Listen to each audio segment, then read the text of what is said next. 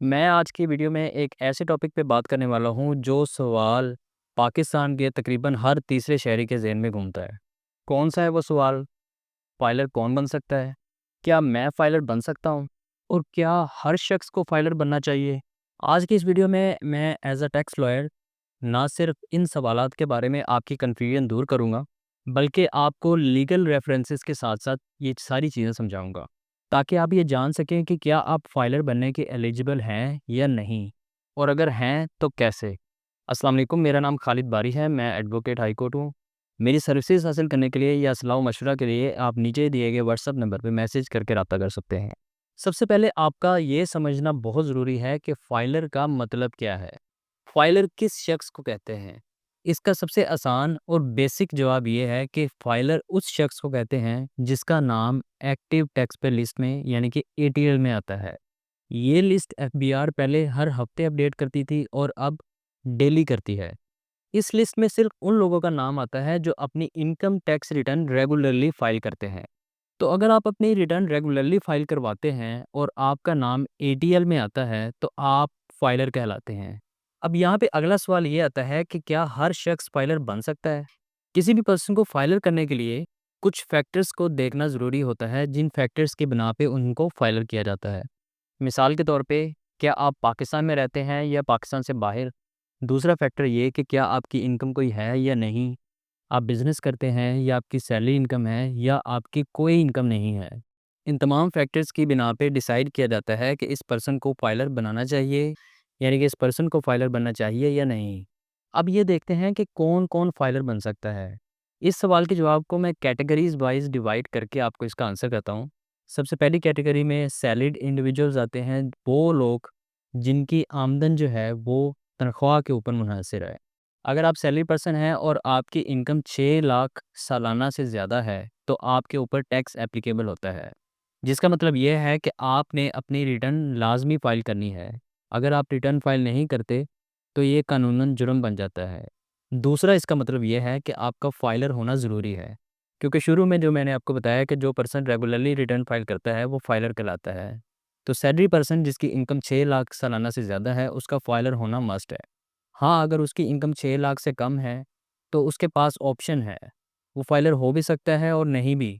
अगर उसको फाइलर होने में कोई फ़ायदा है, यानी कि अगर उसने कोई प्रॉपर्टी परचेज़ करनी है, कोई गाड़ी परचेज़ करनी है या कोई ऐसी चीज़ परचेज़ करनी है जिसमें उसको फाइलर होके टैक्स में बचत है, तो वो फाइलर बन भी सकता है। लेकिन अगर वो फाइलर नहीं बन सकता, तो ये कानूनन जुर्म नहीं है। दूसरी कैटेगरी में मैंने रखे हैं बिज़नेसमैन और फ्रीलांसर्स।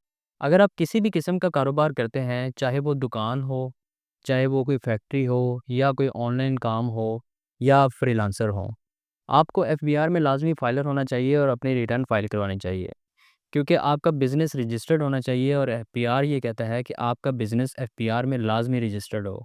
और दूसरी बात ये कि फ्रीलांसर की इनकम पे फ़िक्स टैक्स है, यानी कि अगर उसकी इनकम चाहे ₹1 है, 1000 है या 1 लाख है, तो उसकी इनकम पे फ़िक्स्ड फाइलर को 1%, नॉन फाइलर को 2%, जबकि पीएसईबी होल्डर को 0.25% टैक्स है।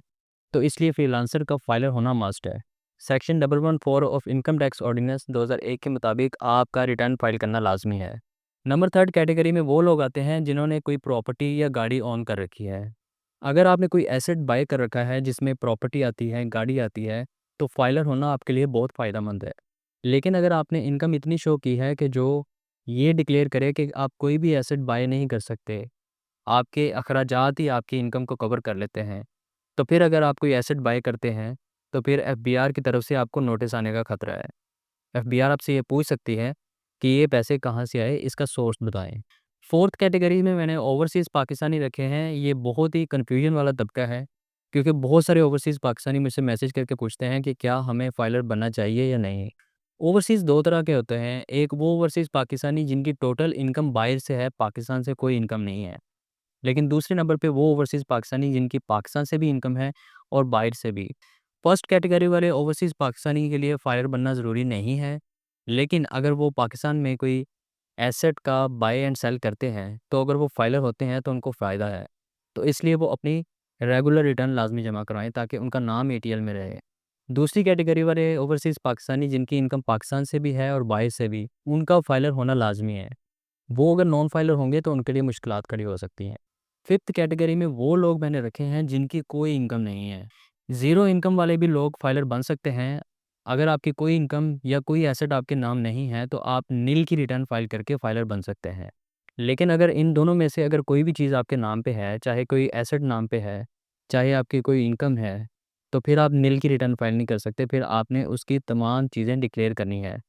इवन कि अगर आपके नाम पे कोई बैंक अकाउंट भी है तो उसको भी आपने डिक्लेयर करना है।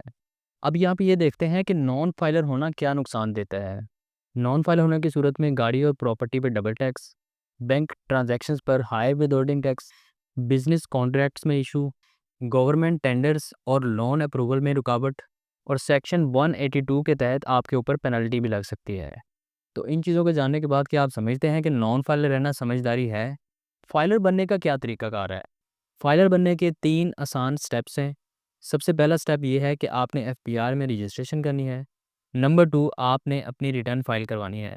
अगर आप जून से पहले फाइलर होते हैं तो आपको 1 रिटर्न फाइल करवानी है। अगर आप जून के बाद होते हैं तो आपको 2 रिटर्न्स फाइल करवानी है। तीसरा स्टेप ये है कि रिटर्न फाइल करवाने के बाद आपने एटीएल चालान पे करना है। जैसे ही आप एटीएल चालान पे करते हैं तो 2 घंटे से लेके 24 घंटे के अंदर आपका नाम एटीएल लिस्ट में आ जाता है।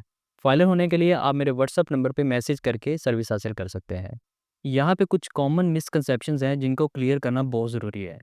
नंबर 1 ये कि क्या एटीएल में आना और रिटर्न फाइल करवाना, क्या ये दोनों अलग-अलग चीज़ें हैं?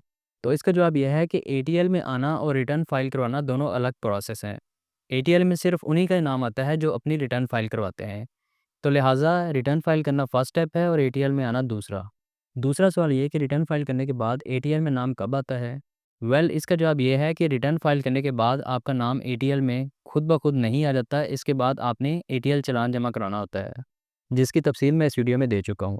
नेक्स्ट क्वेश्चन ओवरसीज़ पाकिस्तानीज़ की तरफ से होता है कि क्या ओवरसीज़ पाकिस्तानी फाइलर बने बगैर बैंक अकाउंट ओपन करवा सकते हैं, या उसको बैंक अकाउंट ओपन करवाने के लिए फाइलर होना ज़रूरी है? तो इसका जवाब यह है कि बैंक अकाउंट ओपन कराने के लिए आपका फाइलर होना ज़रूरी नहीं है। आप एज़ अ नॉन फाइलर भी बैंक अकाउंट ओपन करवा सकते हैं। लेकिन अगर आप पाकिस्तान में इन्वेस्टमेंट करते हैं तो फाइलर होना आपके लिए बहुत ज़्यादा फ़ायदेमंद है। फाइलर कौन होता है, कौन बन सकता है और फाइलर बनना क्यों ज़रूरी है? मुझे उम्मीद है कि ये वीडियो देखने के बाद आपको इन सवालों के जवाबात मिल चुके होंगे। अगर आपने फाइलर बनने का फ़ैसला कर लिया है, तो ऐसी कौन-सी 5 गलतियाँ हैं जिनसे आपने बचना है? इस लिंक पे क्लिक करके आप ये वीडियो देख सकते हैं। मज़ीद इस तरह की वीडियोज़ के लिए मेरे चैनल को सब्सक्राइब कर लें। Thanks for watching, see you in the next video. अल्लाह हाफ़िज़।